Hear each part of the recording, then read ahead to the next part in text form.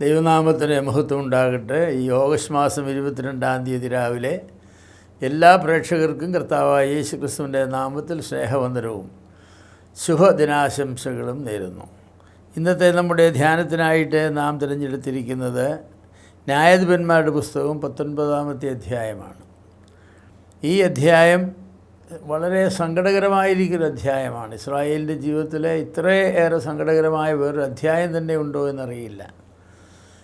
ഒരു രതിഭ്രാന്തുള്ള ജനങ്ങളുടെ പാപത്തിൻ്റെ ഫലമായി അനേകർ കൊല്ലപ്പെട്ട് ഒരു ഗോത്രം തന്നെ ഇല്ലാതെയാകുന്ന സംഭവമാണ് ഈ അധ്യായത്തിൽ പറഞ്ഞിട്ടുള്ളത്.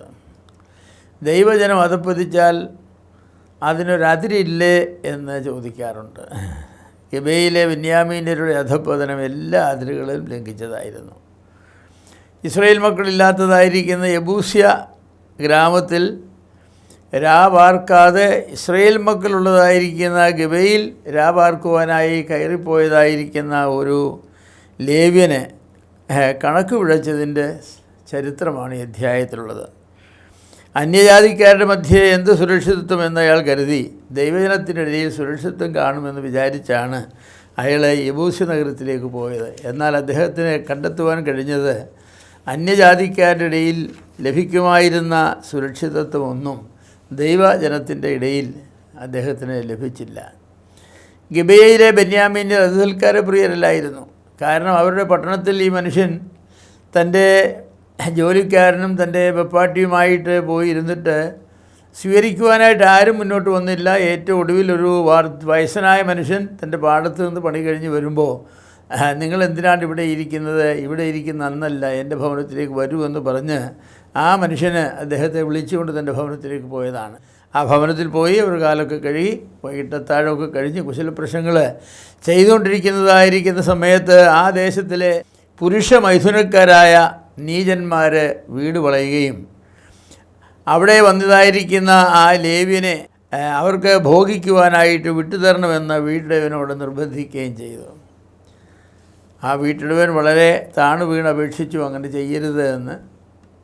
അവസാനം ഗത്യന്തരമില്ലാതെ വന്നപ്പോൾ ഈ ലേവ്യക്കാരൻ തൻ്റെ വെപ്പാട്ടിയെ പിടിച്ച് പുറത്താക്കി അവർക്ക് കൊടുക്കുകയും അവർ ആ സ്ത്രീയെ പ്രഭാതം വരെ അത് ബലാത്കാരം ചെയ്യുകയും ചെയ്തു. വലിയൊരു ജനസമൂഹമാണ്.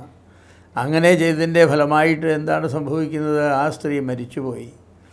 അവളെ രാവിലെ ഏത് സമയത്ത് അവർ വിട്ടുപോയെന്നറിയില്ല. ഏതായാലും അവർ വിട്ടുപോയപ്പോൾ അവൾ യജമാനൻ അവളുടെ ഭർത്താവ് താമസിച്ചിരുന്നതായിരിക്കുന്ന വീടിൻ്റെ പടിവാതിക്കൽ വരെ വന്ന് ആ പടിവാതിലിൽ ഒരു പക്ഷേ തലവെച്ച് അവിടെ കിടന്ന് മരിക്കുകയാണ് ചെയ്തത്. രാവിലെ വീട്ടുടയവൻ എഴുന്നേറ്റപ്പോൾ ലേവ്യക്കാരൻ കണ്ടത് തൻ്റെ വെപ്പാട്ടി അവിടെ കിടക്കുന്നു. മരിച്ചതാണെന്ന് അയാൾക്ക് മനസ്സിലായില്ല. പെട്ടെന്ന് അയാൾ പറഞ്ഞു, എഴുന്നേൽക്കുക, നമുക്ക് പോകാമെന്ന് പറഞ്ഞു. അനക്കമില്ല. പക്ഷേ നോക്കിയപ്പോൾ അവൾ മരിച്ചുപോയി. എത്ര ഭയങ്കരമായിരിക്കുന്ന ഒരു കൃത്യമാണ് ദൈവത്തിൻ്റെ ജനം വസിക്കുന്നതായിരിക്കുന്ന ഗിബെയിൽ നടന്നത്. ദൈവജനം ഇത്രയധികം അധപ്പതിക്കുമോ എന്ന് നാം ചോദിച്ചു പോകും. അവിടെയും ഇവിടെയും ഒരുപക്ഷേ ദേശത്ത് ഒരു പുരുഷമൈഥുനക്കാരുണ്ടെന്ന് വരാം, അവിടെയും ഇവിടെയും ഒരു ബലാത്കാരം നടന്നുവെന്ന് വരാം. എന്നാൽ ഒരു ദേശത്തിലെ ആളുകൾ എല്ലാവരും ഒരുമിച്ച് ചെന്നിട്ട് ഒരാ സ്ത്രീയെ ബലാത്കാരം ചെയ്ത് അവളെ കൊല്ലുക, അതും കടന്നു ചെന്നത് സ്ത്രീക്ക് വേണ്ടിയല്ല, പുരുഷന് വേണ്ടിയാണ്. സ്വർഗ്ഗഭോഗികളായിരിക്കുന്ന ആളുകളാണ് അവിടെ ഉണ്ടായിരുന്ന ആളുകൾ. ദൈവവചനം വിലക്കുന്നതായിരിക്കുന്ന പാപം അഭിമാനത്തോടുകൂടെ ചെയ്യുവാൻ തക്കവണ്ണം മടി കാണിക്കാത്തതായിരിക്കുന്ന ഒരു കൂട്ടം ആളുകളായിരുന്നു അവിടെ ഉണ്ടായിരുന്നത്.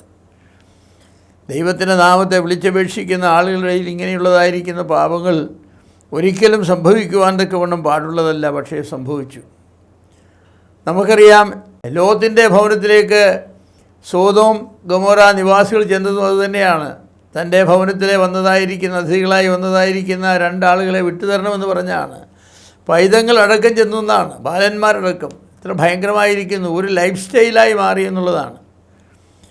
വിവാഹം കഴിച്ച ഏക ഭാര്യ ഏക ഭർത്താവ് എന്ന നിലയിൽ സന്തോഷത്തോടെ ജീവിക്കേണ്ടതായിരിക്കുന്ന മനുഷ്യൻ ദൈവം വെച്ചതായിരിക്കുന്ന ധാർമ്മിക ദൈവങ്ങളെയെല്ലാം കാരിൽ പറത്തി തോന്നിയാസം ജീവിക്കുന്നു. ജന്തുക്കൾക്കിടയിൽ പോലും ഇല്ലാത്ത ഒന്നാണ് ഈ വിധത്തിലുള്ളതായിരിക്കുന്ന നാണംകെട്ട വൃത്തികെട്ട പാപങ്ങളെന്ന് പറയുന്നത്. പേര് പോലും പറയുവാൻ പാടില്ലാത്തതാണ്. പക്ഷേ ദൈവജനത്തിൻ്റെ ഇടയിൽ അതൊരു ലൈഫ് സ്റ്റൈലായി ജീവിതശൈലിയായി മാറി എന്നുള്ളത് എത്ര ഖേദകരമായിരിക്കുന്ന ഒരു കാര്യമാണ്. ധാർമ്മികതയില്ലാത്ത, തീരെ ഇല്ലാത്ത ഇക്കാലത്ത് പോലും എങ്ങനെയുള്ള സംഭവങ്ങൾ ഒരുപക്ഷെ ഉണ്ടാകാറില്ല. ഒരു ഭവനത്തിൽ അതിഥിയായി വന്ന വ്യക്തിയെ ഭോഗിക്കുവാൻ തക്കവണ്ണം ഒരു ദേശത്തിൻ്റെ ജനം, ഒരു കരയിലെ ആളുകൾ മുഴുവൻ, ഒരു പഞ്ചായത്തിലെ ആളുകൾ മുഴുവൻ ഒരുമിച്ച് കൂടി വരിക എന്ന് പറയുന്നത് എത്ര ഭയങ്കരമായിരിക്കുന്നൊരു കാര്യമാണ്. ഒരു ജനം മുഴുവനും അതിക്രമിച്ച് കയറുന്ന അധാർമികത, അത് നീചമാണ്. ഞാൻ പറയട്ടെ, നല്ല വസ്തുക്കൾ കേടായാൽ അത് പരത്തുന്നതായിരിക്കുന്ന ദുർഗന്ധം അസഹനീയമാണെന്ന് നമുക്കറിയാം. 10 കൽപ്പനകൾ ഉൾപ്പെടെയുള്ള ധാർമ്മിക നിയമങ്ങൾ ലഭിച്ച ഇസ്രായേൽ ജനത്തിനിടയിൽ സൊദോം ഗൊമോറയുടെ പാപം പോലെയുള്ളതായിരിക്കുന്ന പാപങ്ങൾ കാണപ്പെട്ടു എന്നുള്ളത് ചിന്തിക്കുവാൻ കൂടെ കഴിയാത്തതായിരിക്കുന്ന സംഭവമാണ്.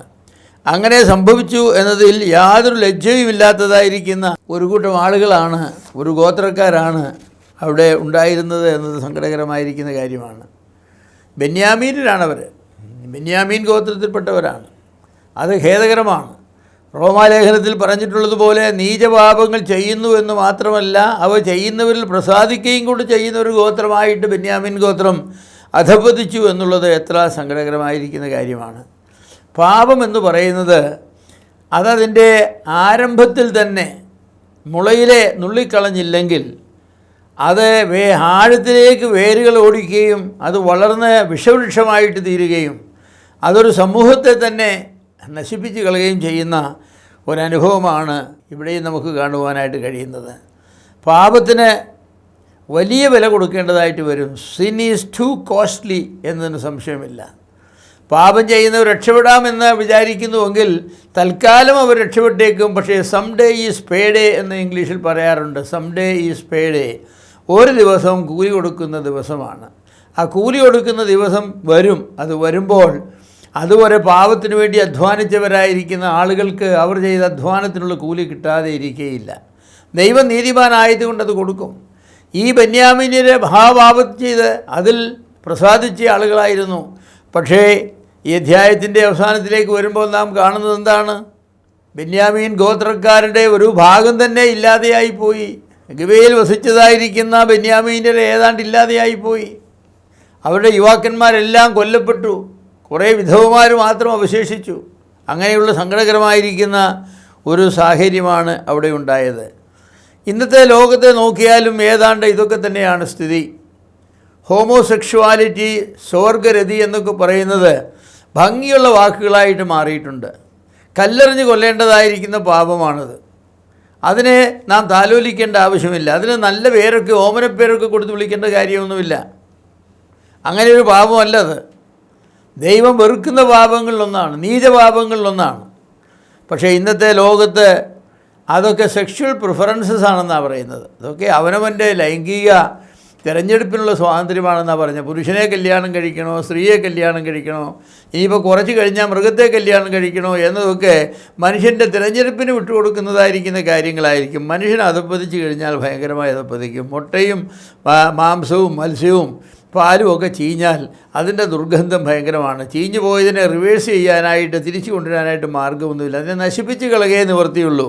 അതുകൊണ്ട് തന്നെയാണ് മനുഷ്യൻ അവൻ്റെ ധാർമ്മിക നീതി, അതിൻ്റെ പരിധികളെല്ലാം ലംഘിച്ച് ജീവിക്കാനായിട്ട് തുടങ്ങിയാൽ പിന്നെ അവനെ പരിഷ്കരിക്കാനായിട്ട് സാധിക്കില്ല. ദൈവത്തിന് ഏത് പാപിയും രക്ഷിക്കാമെന്നുള്ളത് ശരിയാണെങ്കിലും സാധാരണഗതിയിൽ പാപത്തിൻ്റെ ആഴത്തിലേക്ക്, കയത്തിലേക്ക് വീണുപോയവനെ അവിടെ ഒന്ന് രക്ഷിക്കുക എന്ന് പറയുന്നത് വളരെ പ്രയാസമാണ്. ദൈവത്തിന് മാത്രം കഴിയുന്ന ഒന്നാണ്. സാധാരണഗതിയിൽ മനുഷ്യർക്ക് കഴിയില്ല. ഇവിടെ ഗിബെയോന്യരായ ആളുകൾക്ക് സംഭവിച്ചത് തന്നെയാണ്. അവരെ പാപത്തിൽ പ്രമോദിച്ചുവെങ്കിൽ ആ പാപപ്രവൃത്തിയുടെ ഫലം, തിക്തഫലം അവരനുഭവിക്കേണ്ടതായി വന്നു. അതിൽ നിന്നും അവരെ രക്ഷിക്കുവാനായിട്ട് ആരും കഴിഞ്ഞില്ല.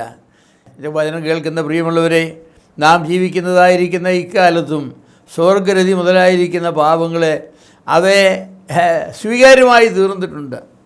കോടതികൾ പോലും അതിനനുകൂലമായിരിക്കുന്ന വിധികൾ പറയുന്നുണ്ട്. എന്നാൽ ഞാൻ പറയാം, ദൈവത്തിൻ്റെ കോടതിയിൽ ഒരിക്കലും ന്യായീകരിക്കപ്പെടാത്ത പാപമാണ് ഇങ്ങനെയുള്ള പാപങ്ങൾ. ദൈവം അതിനെ വെറുക്കുന്നു, നാമും അതിനെ വെറുക്കണം. അല്ലെങ്കിൽ ഗിബെയോന്യർക്ക് പറ്റിയതായിരിക്കുന്ന ഫലം തന്നെ, ആപത്ത് തന്നെ നമുക്കും വരുന്നതാണ്. ഇങ്ങനെയുള്ള പാപങ്ങളെ വെറുക്കുവാനും ഒഴിവാക്കി ജീവിക്കുവാനും വലിയവനായ ദൈവം നമ്മെയും നമ്മുടെ തലമുറകളെയും സഹായിക്കട്ടെ എന്ന് പ്രാർത്ഥിക്കുന്നു. ഞങ്ങളെ വാഴ്ത്തപ്പെട്ട പിതാവേ, ഈ പ്രഭാതത്തിനായിട്ട് നന്ദിയോട് സ്തോത്രം ചെയ്യുന്നു. ഇന്ന് ഗിബെയോന്യരെ സംബന്ധിച്ച കാര്യങ്ങളാണ് ഞങ്ങൾ കേട്ടത്. അവർ ദൈവം വെറുക്കുന്ന വൃത്തികെട്ട പാപങ്ങളെ അവർ സ്നേഹിച്ചു. അതിൻ്റെ തിക്തഫലം അവർ അനുഭവിച്ചു. പാപത്തെ വെറുക്കുവാൻ കൊണ്ട് ഞങ്ങളെ സഹായിക്കണമേ. ദൈവം വെറുക്കുന്നതിനെയും ദൈവം വിലക്കിയതിനെയും ഒക്കെ വെറുക്കുവാൻ ഞങ്ങളെ അവിടുന്ന് സഹായിക്കണമേ. നീതിബോധമുള്ളവരാക്കി ഞങ്ങളെയും ഞങ്ങളുടെ തലമുറകളെയും തീർക്കണമേ. മഹത്വത്തോട് നിർത്താട്ട്. ഇന്ന് പകൽക്കാലം ഞങ്ങളെ അനുഗ്രഹിച്ചാട്ട്. ഞങ്ങളുടെ ആവശ്യങ്ങളെ നടത്തി തന്നാട്ട്. സകല മഹത്വം സ്തുതി പുകഴ്ചയും അങ്ങയ്ക്ക് യേശു ക്രിസ്തുവിൻ്റെ വിലയേറിയ നാമത്തിൽ തന്നെ. ആമേൻ.